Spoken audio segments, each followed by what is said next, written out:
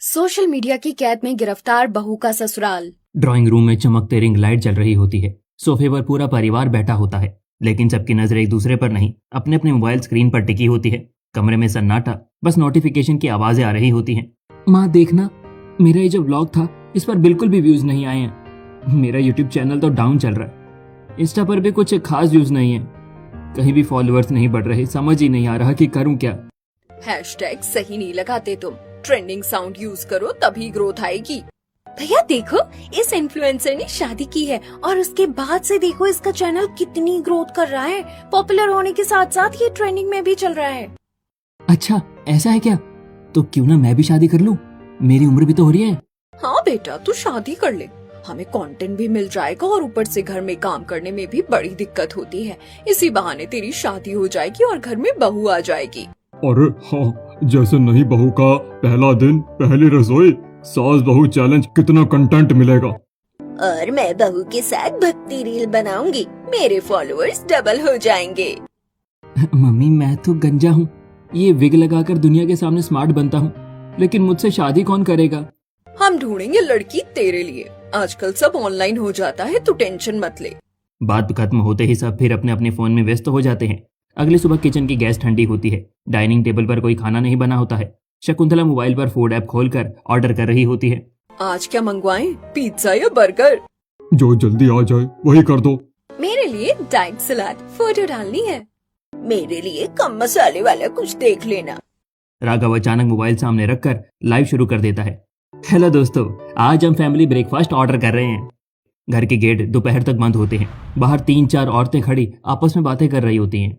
देखना, शकुंतला बहन का परिवार तो पूरा दिन फोन में लगा रहता है। सुबह के दरवाजे भी नहीं खुले अभी तक, पूरा परिवार फोन में घुसा रहता है। किसी दिन आंखें फूट कर बाहर निकल आएंगी। ना इनके घर में झाड़ू लगती है ना पोछा। इतनी गंदगी जमी पड़ी है घर में, पता नहीं बरकत भी कैसे हो रही होगी। पता नहीं कोई लड़की आकर कैसे रहेगी इनके घर में, इतने गंदे लोग हैं। अगर कोई सीधी सादी बहू आएगी तो भाग जाएगी। उसी वक्त गेट के अंदर से डिलीवरी बॉय निकलता है, हाथ में फूड पैकेट होता है। औरतें एक दूसरे को देख मुस्कुरा देती हैं। लो, आज फिर बाहर का खाना आया होगा। घर के अंदर दादी भजन चलाकर गाने गा रही होती है और प्रीतम कैमरे से अपनी अखबार पढ़ते हुए न्यूज रिकॉर्ड करते हैं। रात को राघव बार में होता है। राघव टेबल पर बैठा गिलास में ड्रिंक घुमा रहा होता है। उसके साथ उसके 4 दोस्त बैठे होते हैं। भाई सारी लड़कियों ने मुझे रिजेक्ट कर दिया, कोई लड़की मेरे साथ नहीं है, अब मैं क्या करूं, समझ ही नहीं आ रहा। अबे यार, आजकल के जमाने में तो रियल लाइफ पर डिपेंड है। आजकल सब चीज ऑनलाइन मिल जाती है।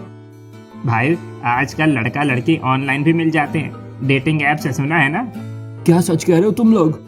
100% सच भाई, बस सही प्रोफाइल चाहिए। ला अपना फोन दे, मैं अभी तेरा अकाउंट बनाता हूँ टिंडर पर। भाई कोई लड़की फिर से रिजेक्ट ना कर दे। अरे भाई ऐसे कैसे, हम देख एआई से तेरी फोटो एडिट करेंगे कि तू एकदम अमीर दिखेगा। बैकग्राउंड में बड़ी गाड़ी लगा देंगे, सूट बूट में फोटो डालेंगे और तेरे बारे में इतना अच्छा लिखेंगे कि लड़की पढ़ते ही विदा हो जाएगी। दोस्त मोबाइल में उसकी फोटो एडिट करने लगते हैं। देख भाई, अब तो Raghav Sharma business owner, luxury lifestyle बन गया है। शायद अब कोई मुझे रिजेक्ट नहीं करेगा। आधी रात को राघव लड़खड़ाते कदमों से घर की तरफ बढ़ता है। घर में सब अपने अपने कमरों में मोबाइल लिए पड़े होते हैं। राघव अपने कमरे में जाकर बिस्तर पर गिर जाता है। हाथ में फोन कसकर पकड़ा होता है। अगली सुबह झट से फोन उठाकर स्क्रीन ऑन करता है। स्क्रीन पर नोटिफिकेशन होते हैं। You have 27 new matches, 15 new messages. अरे भाई, ये तो बहुत अच्छा हो गया। रातों रात इतनी सारी लड़कियों के मैसेज आ गए। वो एक एक करके सारे मैसेज खोलने लगता है। कोई हाई हैंडसम लिख रही होती है, कोई नाइस प्रोफाइल, कोई क्या सच में बिजनेस ओनर हो। तभी एक प्रोफाइल पर उसकी नजर ठहर जाती है। नेहा, सिंपल सी तस्वीर, हल्की मुस्कान, आंखों में सादगी होती है। ये कुछ अलग है। वो तुरंत रिप्लाई टाइप करता है, hi how are you, can we meet. कुछ ही सेकंड में सामने से जवाब आता है, श्योर। शाम को कैफे में राघव पहले से बैठा होता है, हाथ में फोन, नजरें स्क्रीन पर होती हैं। दरवाजा खुलता है, नेहा अंदर आती है। वो सच में बहुत खूबसूरत होती है। हाय राघव। हाय, बैठो। नेहा बैठ जाती है। वो बात करने की कोशिश करती है, लेकिन राघव बार बार फोन चेक करता रहता है। आप नर्वस हो क्या? बार बार फोन देख रहे हो? कुछ नहीं, मुझे अच्छा लगता है फोन चलाना। नेहा थोड़ा चुप हो जाती है लेकिन मुस्कुरा देती है। धीरे धीरे दोनों कई बार मिलने लगते हैं। पार्क, कैफे, मॉल, हर जगह राघव के हाथ में फोन होता है, लेकिन नेहा के दिल में उसके लिए जगह बनती जाती है। एक दिन दोनों झील किनारे बैठे होते हैं। राघव, तुम कितना फोन चलाते हो? जब हम बाहर मिलने आए हैं, घूमने आए हैं तो बात करो ना। तुम तो बस फोन ही चलाते रहते हो, मुझ पर तो ध्यान ही नहीं रहता तुम्हारा। अरे यार, मुझे अच्छा लगता है फोन चलाना। बस 2 मिनट, एक जरूरी मैसेज है। कभी कभी लगता है तुम्हारी जिंदगी में मैं हूँ या तुम्हारा फोन। अरे पगली, तुम ही तो हो मेरी जिंदगी। बस थोड़ा काम रहता है ऑनलाइन। कुछ देर की खामोशी के बाद राघव अचानक गंभीर हो जाता है। नेहा, मैं आज अपने घर वालों से बात कर लूंगा कि मैं तुमसे शादी करना चाहता हूँ। ठीक है, मैं भी अपने घर वालों से बात कर लूंगी। दोनों एक दूसरे का हाथ पकड़ते हैं। शाम को सब लोग ड्राइंग रूम में बैठे होते हैं। पूरा परिवार फिर से अपने अपने फोन में व्यस्त होता है। राघव उत्साह में अंदर आता है। मम्मी, मुझे एक लड़की पसंद आ गई है और वो भी मुझसे शादी करने के लिए तैयार है। शकुंतला फोन से नजर उठाती है। प्रियंका भी उत्सुकता से देखती है। अरे वाह बेटा, ये तो बहुत अच्छी खबर है। हमारी पूरी रजामंदी है, तू उससे शादी कर ले। ओहो, जल्दी शादी कर, कंटेंट भी शुरू करेंगे। भगवान की कृपा से बहू आ ही जाएगी। राघव राहत की सांस लेता है। वहीं दूसरी ओर नेहा अपने घर के लिविंग रूम में खड़ी होती है। उसके सामने उसके मम्मी पापा बैठे होते हैं। माहौल गंभीर होता है। पापा, मुझे एक लड़का पसंद है, मैं उससे शादी करना चाहती हूँ। कौन लड़का? कहाँ मिला? ऑनलाइन। ऐसे किसी ऑनलाइन लड़के के साथ हम तेरी शादी कैसे करा दे? हमें तो कुछ भी नहीं पता उसके बारे में, ना उसका बैकग्राउंड, ना क्या करता है। आजकल कितना फ्रॉड चल रहा है दुनिया में, हम कैसे मान ले कि वो अच्छा लड़का है? मुझे तो उसी से शादी करनी है और मैं शादी करके रहूंगी।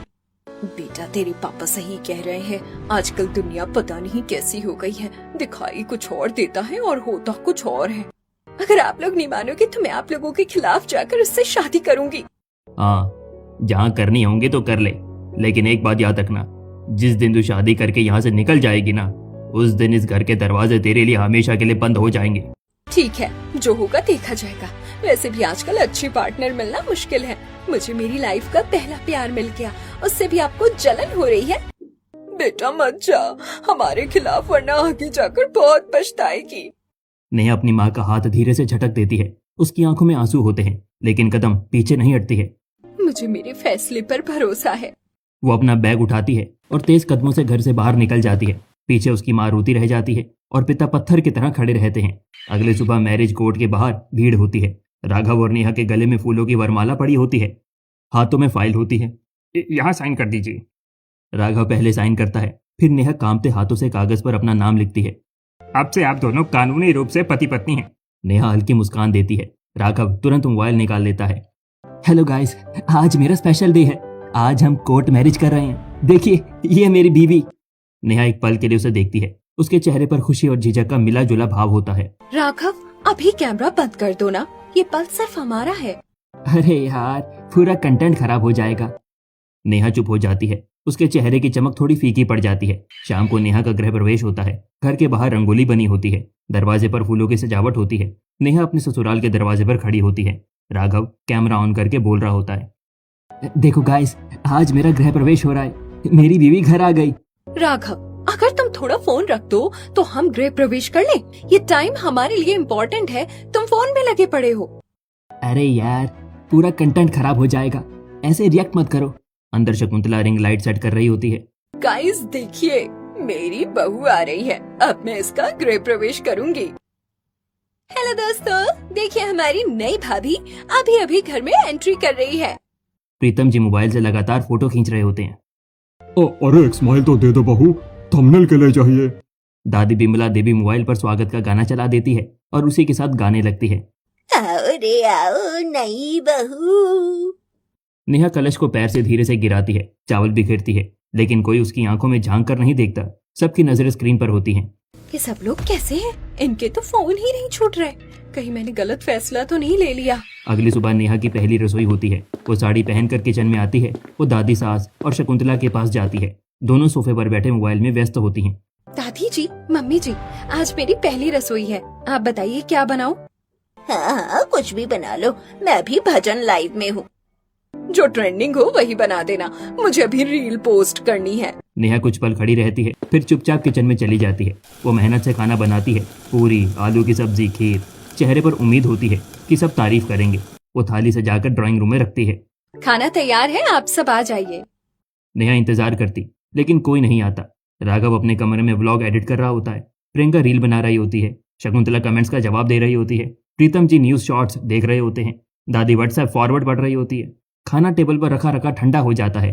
खीर के ऊपर मलाई जम जाती है। शायद अभी सब बिजी हैं।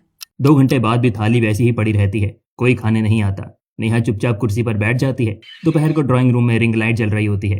पीछे रंगीन पर्दे लगे होते हैं। शकुंतला ट्राइपॉड के सामने खड़ी होकर इंस्टा पर शॉट बना रही होती है। सास भी कभी बहू थी। हेलो फ्रेंड्स, कैसी लगी मेरी रील? लाइक, शेयर और कमेंट जरूर करना। वहीं पास में प्रियंका मोबाइल घुमाते हुए ब्लॉग बना रही होती है। हाय गाइस, आज मैं आपको दिखाऊंगी मेरा कॉलेज डे और फिर शाम को मेरा शूट है, तो स्टे ट्यून। सोफे के दूसरे कोने में प्रीतम जी मोबाइल सामने रखकर न्यूज स्टाइल वीडियो रिकॉर्ड कर रहे होते हैं। ब्रेकिंग न्यूज, आज के डिजिटल युग में सोशल मीडिया का महत्व। और दादी बिमला देवी कुर्सी पर बैठी हेडफोन लगाए भजन सुन रही होती है। उनके होंठ धीमे धीमे हिल रहे होते हैं। उसी समय नेहा अपने कमरे में अकेली बैठी होती है। चेहरा थका हुआ, हाथ में कपड़ों का ढेर होता है। तभी दरवाजा खुलता है। शकुंतला अंदर आती है। सुनो नेहा, अब ये घर तेरा है और तुझे इस घर का सारा काम संभालना होगा। कोई बात नहीं मम्मी जी, मैं संभाल लूंगी सारा काम। अगले दिन से नेहा का दिनचर्या बदल जाती है। सुबह जल्दी उठना, झाड़ू लगाना, पोछा करना, बर्तन धोना, कपड़े धोना, खाना बनाना।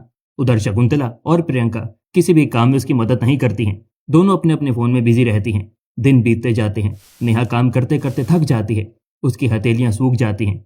आंखों के नीचे हल्के गड्ढे पड़ जाते हैं। एक दिन नेहा किचन में सब्जियां काट रही होती है। मम्मी जी, आप ये सब्जियां काट दो ना, मुझे भी थोड़ी देर आराम करना है। अरे मुझे अभी एक वीडियो बनानी है, बाद में कर दूंगी। और वैसे भी घर में तेरा काम यही है कि तू घर के काम संभाले। नेहा चुप हो जाती है। वो प्रियंका के कमरे में जाती है। दीदी, मेरी थोड़ी हेल्प कर दो ना, मुझे भी बाहर मार्केट जाना है। भाभी, मैं तो कॉलेज जा रही हूँ, उसके बाद मुझे शूट पर जाना है, इसलिए मैं आपकी मदद नहीं कर सकती। आप किसी और से कह दो। नेहा के चेहरे पर निराशा साफ दिखती है। रात को वो अकेले बर्तन धो रही होती है। मैं कहाँ आकर फंस गई? यहाँ किसी को किसी से मतलब ही नहीं। मुझे दादी से बात करनी होगी, वही इनको समझाएंगी। नेहा दादी के पास जाती है। दादी कुर्सी पर बैठी मोबाइल में भजन सुन रही होती है। स्क्रीन की रोशनी उनके चेहरे पर पड़ रही होती है। दादी, घर में सब फोन चलाते रहते हैं, मेरी कोई मदद नहीं करता। काम भी बताती हूँ तो मुझे इग्नोर कर देते हैं। आप ही सबको समझाओ ना कि घर में एक साथ बैठने का भी कोई तरीका होता है। यहाँ कोई बातचीत ही नहीं करता। अरे बेटा, मैं क्या समझाऊं? मेरी खुद 4-5 साल की जिंदगी बची है, तुम लोग अपना देख लो। मैं तो फोन चलाकर ऐसे ही समय बिताना चाहती हूँ। नेहा हैरान रह जाती है। घर में हर कोई अपने अपने स्क्रीन में कैद होते हैं। वो अकेली इस भीड़ में घुट रही होती है। नेहा की आंखों में आंसू आ जाते हैं। अगली सुबह नेहा हाथ में थैला लिए मार्केट जाने के लिए गली से बाहर निकल रही होती है। तभी मोहल्ले की 3-4 औरतें उसे रोक लेती हैं। अरे बेटा, क्या मजे आ रहे हैं अपने फोन में कैद ससुराल में। ये लोग तो सब घर में ही रहते हैं, तू कैसे रह रही होगी ऐसे साइको परिवार में? ना किसी से बातचीत करते हैं, ना किसी के घर आते जाते, बस पूरा दिन अपने फोन में घुसे रहते हैं। आंटी, मैं जान गई हूँ इन सब लोगों को, लेकिन कोई मेरी बात सुनने को तैयार ही नहीं है। मैंने कई बार समझाने की कोशिश की कि सोशल मीडिया से थोड़ा दूर हो जाओ, पर मेरी कोई सुनता ही नहीं। ये बेचारी एक तो धोखेबाजी में शादी कर ली और ऊपर से तेरी कोई सुनता भी नहीं है। नेहा की आंखें भर आती हैं। वो कुछ नहीं कहती, बस हल्की सी मुस्कान देकर वहाँ से चली जाती है। सब मोहल्ले वाले इनका व्यवहार जानते हैं लगता है। मेरी किस्मत ही फूटी थी जो मैं अपने इतने अच्छे मायके को छोड़कर इस घर में आ गई। वो मार्केट पहुंचती है, सब्जियां लेती है, राशन लेती है, लेकिन उसके चेहरे पर उदासी साफ दिखती है। शाम को ड्राइंग रूम में फिर से रिंग लाइट जल रही होती है। कैमरा ऑन होता है। पूरा परिवार एक साथ बैठा होता है। हेलो गाइस, आज हम सब साथ में फैमिली गेम खेलने वाले हैं। देखिए हमारी खुशहाल फैमिली, हम लोग कितना एंजॉय करते हैं साथ में। Family time is best time. हाँ भाई, हमारा परिवार सबसे प्यारा है। सब जोर जोर से हंसते हैं, एक दूसरे को चुटकुले सुनाते हैं। कैमरे के सामने सबके चेहरे चमक रहे होते हैं। नेहा भी जबरदस्ती मुस्कुरा देती है, लेकिन उसकी आंखें सब देख रही होती हैं। अगर आपको हमारी फैमिली पसंद आई हो तो लाइक और सब्सक्राइब जरूर करें। रिकॉर्डिंग स्टॉप हो जाती है। रिंग लाइट बंद हो जाती है और अचानक पूरा कमरा शांत हो जाता है। राघव तुरंत मोबाइल में एडिटिंग में लग जाता है। शकुंतला कमेंट्स पढ़ने लगती है। प्रियंका अपने रूम में चली जाती है। प्रीतम न्यूज स्क्रॉल करने लगते हैं। दादी फिर से भजन सुनने लगती है। 5 मिनट पहले जो घर हंसी से गूंज रहा था अब वहां सन्नाटा हो जाता है। ये लोग कितने फेक हैं। वीडियो के लिए तो इतना हंसते बोलते हैं, ऐसा दिखाते हैं कि कितना अच्छा परिवार है, और जैसे ही वीडियो खत्म सब अलग अलग। कैसे इनका अकेलापन इन्हें खा रहा है। अपने फोन में लगे रहते हैं, घर में एक चीज साथ बैठकर डिस्कस नहीं करते, और बाहर की दुनिया को दिखाएंगे कि कितना प्यार भरा परिवार है इनका। नेहा रसोई में बर्तन धो रही होती है। वॉशिंग मशीन चल रही होती है। फर्श पर पोछा लगा हुआ है। ड्राइंग रूम में राघव मोबाइल पर रील्स एडिट कर रहा होता है। शकुंतला इंस्टा पर शॉर्ट बना रही होती है। प्रियंका नए ट्रेंड पर वीडियो रिकॉर्ड कर रही होती है। प्रीतम न्यूज स्क्रॉल कर रहे होते हैं। दादी भजन सुन रही होती है। नेहा सबको गुस्से से देखती है। अब इस घर की कमान मुझे अपने हाथ में लेनी होगी। अगर ऐसे ही चलता रहा तो ये घर सिर्फ स्क्रीन बनकर रह जाएगा। नेहा अपने कमरे में जाती है। लैपटॉप खोलती है। एक फेक अकाउंट बनाती है लड़के के नाम से। वो अपनी नंद को फॉलो करती है और मैसेज भेजती है, हाय, आपकी वीडियो बहुत पसंद आई। आप रियल में भी इतनी खूबसूरत हैं क्या? प्रियंका मुस्कुराती है, जवाब देती है। धीरे धीरे बात बढ़ती है। कुछ दिनों में चैट लंबी होने लगती है। कॉम्प्लीमेंट्स, फ्लर्ट, छोटी ड्रेस वाली फोटो, लंबी बातचीत हो जाती है। आज मैं तुमसे मिलने आ रहा हूँ। नहीं, मेरे घर मत आना। घर वालों को पता चला तो बहुत डांटेंगे। आज तो मैं आ ही रहा हूँ। नेहा पहले ही एक जान पहचान वाले लड़के को समझा चुकी होती है। तुम बस इतना करना कि उसे थोड़ा असहज महसूस कराना, लेकिन कोई बदतमीजी नहीं। बस उसे एहसास होना चाहिए कि ऑनलाइन दुनिया कितनी खतरनाक हो सकती है। लड़का हामी भर देता है। लड़का गेट के बाहर खड़ा होता है। प्रियंका धीरे से बाहर आती है। सोशल मीडिया पर तो बहुत बोल्ड बनती हो, अब क्या हुआ? रियल लाइफ में चुप? ये कैसी बातें कर रहे हो? ये मेरा घर है, कोई सुन लेगा तो बहुत डांट पड़ेगी। दीपक थोड़ा और पास आने की कोशिश करता है। प्रियंका पीछे हटती है और वो सच में डर जाती है। नेहा अंदर से आती है। बस बहुत हुआ, मैंने तुम्हें ऐसा करने को नहीं कहा था। जाओ यहाँ से वरना पुलिस बुलाऊंगी। दीपक तुरंत वहाँ से चला जाता है। प्रियंका रोते हुए नेहा के गले लग जाती है। भाभी, वो मेरे साथ बदतमीजी कर रहा था, मैं बहुत डर गई थी। दीदी, ये सोशल मीडिया की सच्चाई है। ऑनलाइन लोग आपके पीछे पड़ जाते हैं, कभी कभी इतना टॉर्चर करते हैं कि इंसान डिप्रेशन में चला जाता है। मतलब वो फेक अकाउंट मैंने बनाया था ताकि आपको एहसास हो कि स्क्रीन के पीछे कौन है। ये कभी पता नहीं चलता। भाभी, मैं अपने अकाउंट पर जैसे तैसे कपड़े पहनकर फोटो डालती थी लाइक्स के लिए, लेकिन आज समझ आया कि बाहर की दुनिया कितनी गंदी सोच रखती है। सोशल मीडिया बुरा नहीं है, लेकिन उसकी हद पार करना खतरनाक है। भाभी सॉरी, आज के बाद मैं फोन और सोशल मीडिया का गलत इस्तेमाल नहीं करूंगी। आज तो मैं सच में डर गई थी। डरना नहीं है, समझदारी से चलना है, और अब आप मेरा साथ देंगी ताकि इस घर को फिर से घर बनाया जा सके। प्रियंका सिर हिलाती है। अगले दिन दादी की आंखों में हल्की जलन हो रही होती है। वो बार बार आंखें मलती है। अरे बहू, आज आंखों में बड़ी जलन हो रही है। नेहा और प्रियंका एक दूसरे को देखते हैं। चलो दादी, आपको डॉक्टर के पास लेकर चलते हैं। डॉक्टर चेकअप करते हैं। नेहा चुपके से डॉक्टर के कैबिन में जाती है। डॉक्टर साहब, दादी बहुत ज्यादा फोन चलाती हैं। आप इन्हें थोड़ा डरा दीजिए ताकि ये फोन छोड़ दे। कोई फेक रिपोर्ट बना दीजिए कि आंखें खराब हो रही हैं। डॉक्टर पहले हिचकिचाते हैं, फिर समझ जाते हैं कि नेहा का इरादा बुरा नहीं है। माताजी, आपकी आंखों की रोशनी काफी कमजोर हो चुकी है। अगर ध्यान नहीं दिया तो ऑपरेशन करना पड़ेगा। क्या मेरी आंखें खराब हो गई? मैंने तो ऐसा कुछ नहीं किया। ये सब ज्यादा फोन चलाने का नतीजा है, और अगर अभी भी नहीं रुकी तो हो सकता है ऑपरेशन के बाद भी पूरी रोशनी वापस न आए। दादी के हाथ कांपने लगते हैं। घर जाकर दादी उदास बैठी होती है। पहली बार उनके चेहरे पर डर साफ दिख रहा होता है। मुझे ऑपरेशन नहीं करवाना। मेरी 4-5 साल की जिंदगी बची है। अगर उसमें भी मैं अंधी हो गई तो क्या करूँगी? दादी, मैंने आपको कितनी बार समझाया था कि फोन मत चलाया करो। बहू, मुझे बचा लो, मैं ऑपरेशन नहीं करवाना चाहती। ठीक है दादी, मैं डॉक्टर से बात करूंगी कि कोई दवाई से इलाज हो जाए, लेकिन आपको फोन छोड़ना पड़ेगा। मैं इस फोन को देखूंगी भी नहीं, बस मेरा ऑपरेशन मत करवाना। नेहा और प्रियंका एक दूसरे को चुपके से आंख मारती हैं। रात को नेहा और राघव कमरे में बैठे होते हैं। राघव, अपनी कॉलेज टाइम की फोटो दिखाओ ना, मैंने तो तुम्हें पहले देखा ही नहीं। कोई जरूरत नहीं है फोटो देखने की। जब भी मैं फोटो मांगती हूँ तुम मना कर देते हो। मैंने तो अपनी सारी पुरानी फोटो दिखा दी थी, तुम भी दिखाओ। मेरे पास नहीं है, सब डिलीट हो गई। वो उठकर बाहर चला जाता है। लैपटॉप खुला हुआ है, बेड पर रह जाता है। नेहा धीरे से लैपटॉप खोलती है। कोई अपनी सारी फोटो डिलीट नहीं करता, आज देख कर ही रहूंगी। वो फोल्डर खोलती है। राघव की पुरानी फोटो सामने आती है। हर फोटो में वो गंजा होता है। उसे समझ आता है कि राघव को पहले से कोई मेडिकल कंडीशन थी जिसकी वजह से उसके बाल कभी आए ही नहीं। नेहा हैरान रह जाती है। राघव ने मुझे धोखा दिया है। तभी राघव कमरे के बाहर शीशे के सामने खड़ा अपनी विग ठीक कर रहा होता है। विग थोड़ा सा खिसक जाता है। वो जल्दी जल्दी उसे चिपकाने की कोशिश करता है। नेहा दरवाजे पर खड़ी सब देख लेती है। तो तुम विग लगाते हो और तुम्हारी सारी फोटो भी गंजेपन वाली है। तुमने मुझसे ये सब छुपाया? नहीं, वो मैंने अभी लगानी शुरू की है। झूठ मत बोलो, मैंने तुम्हारी सारी फोटो देख ली है। तुम्हें पहले से ही बालों की बीमारी थी और तुमने मुझे बताया तक नहीं। नेहा गुस्से में सीढ़ियां उतरती है। उसकी आंखों में आंसू और आवाज में आग होती है। आप लोगों ने मुझे धोखे में रखा। आप लोग एकदम फ्रॉड परिवार हो। मुझसे सच्चाई छुपा कर शादी की। अब तो शादी हो गई है, अब क्या टेंशन है तुझे? आप लोगों के चक्कर में मैंने अपना परिवार छोड़ दिया और यहाँ आकर क्या मिला? पूरा दिन फोन में घुसे रहते हो, मुझे नौकरानी बना कर रखा है और खुद सोशल मीडिया पर खुशहाल परिवार का नाटक करते हो। ये परिवार नहीं, साइको परिवार है। वो गुस्से में बैग उठाती है और मायके चली जाती है। मायके में उसके पापा गार्डन में होते हैं। पापा, अब तेरा इस घर में कोई लेना देना नहीं है। जो भी बताने आई है मत बताना। हमें सब पता है कि तू किस चीज से गुजर रही होगी। शादी का फैसला तूने खुद लिया था, अब हमें बीच मत ला। हम तेरी तकलीफ समझते हैं, लेकिन अब तेरा घर वही है। नेहा आवाज रह जाती है।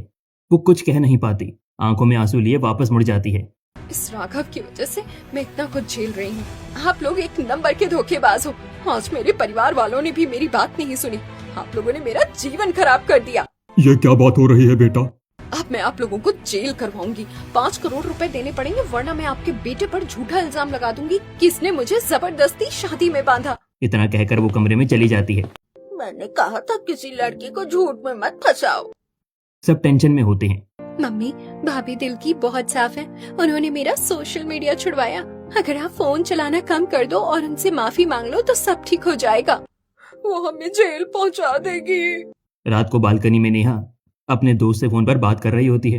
यार, मेरे साथ बहुत बड़ा धोखा हुआ है। ये लोग तो सोशल मीडिया में घुसे रहते हैं। मैं बहुत परेशान हूँ। देख, शादी हो चुकी है। राघव जैसा भी है तुझे खुश रखने की कोशिश करता है। परिवार भी बुरा नहीं है, बस सोशल मीडिया में खोए हुए हैं। लेकिन तेरे साथ थोड़ा सा धोखा हो गया। थोड़ा सा धोखा? उसने सच्चाई छुपाई और उससे शादी करने की वजह से मेरे पापा ने भी मेरी बात नहीं सुनी। तेरा मायका भी साथ नहीं है। अगर तू ससुराल छोड़ देगी तो अकेली पड़ जाएगी। बेहतर है उन्हें बदलने की कोशिश कर। सब कुछ तेरे हाथ में है। शायद तू सही कह रही है। कल बात करूंगी। अगली सुबह नेहा नीचे आती है। हो गया 5 करोड़ का इंतजाम? ससुर और सास हाथ जोड़ लेते हैं। हमसे गलती हो गई बेटा। हम सोशल मीडिया में खो गए और तुझे इस धोखे में फंसाया, पर हमें जेल मत भिजवाना। हमें माफ कर दे बहू, तू हमें छोड़कर मत जा। दोनों रोने लगते हैं। नेहा का दिल पिघल जाता है। मेरा मतलब 5 करोड़ से नहीं था। मैं आपको सिर्फ डराना चाहती थी। जैसे आप लोगों ने मुझे धोखे में रखा, वैसे ही आपको भी एहसास हो कि डर कैसा लगता है। फोन की दुनिया से हटकर भी एक दुनिया होती है परिवार की। अगर हम साथ बैठे, बात करें, हंसें, तो जिंदगी कितनी खूबसूरत हो सकती है। मुझे माफ कर दीजिए अगर मैंने आपको ज्यादा डरा दिया। तुम सही कह रही हो। मैंने कभी तुम्हें ध्यान से देखा ही नहीं। मैं कहीं नहीं जाऊंगी, लेकिन एक शर्त है। 30 दिन का सोशल मीडिया डिटॉक्स। सारे फोन एक टोकरी में डालो। जब तक आदत खत्म नहीं होती फोन लॉक में रहेंगे। सब एक दूसरे को देखते हैं, फिर धीरे धीरे अपने फोन टोकरी में डाल देते हैं। नेहा उन्हें लॉकर में रख देती है। ये चाबी तभी खुलेगी जब आप लोग सच में बदल जाओगे। पहले दिन सब बेचैन होते हैं, हाथ बार बार जेब की तरफ जाते। दूसरे दिन थोड़ी आदत पड़ती है। तीसरे दिन सब साथ बैठकर चाय पी रहे होते हैं। 5वें दिन राघव बोर्ड गेम निकालता है। 7वें दिन दादी पुराने किस्से सुनाती है और 10वें दिन शकुंतला ने बिना कैमरे के गाना गाती है। 15वें दिन भाभी, असली लाइक्स तो यहाँ मिल रही है। 20वें दिन पूरा परिवार साथ मिलकर खाना बनाने लगता है। 25वें दिन राघव ने अपनी बीमारी का सच खुलकर बताया और नेहा उसके लिए एक तेल बनाती है। 30वें दिन किसी को फोन की याद नहीं आती। गार्डन में पूरा परिवार बैठा होता है। कोई फोन नहीं, सिर्फ हंसी। नेहा ट्रे में जूस लेकर आती है। देखो, आज हमारा सोशल मीडिया डिटॉक्स पूरा हो गया। अब इस पर चीयर्स करेंगे। सब गिलास टकराते हैं। थैंक यू, हमें असली जिंदगी दिखाने के लिए। अब भजन भी साथ बैठकर सुनेंगे बिना फोन के। भाभी, आप तो हमारी अंधेरी रात में सूरज की किरण बनकर आई हो। सब हंस पड़ते हैं। राघव नेहा का हाथ पकड़ता है। दादी पास बैठी कहानी सुना रही होती है। सास ससुर मुस्कुरा रहे होते हैं।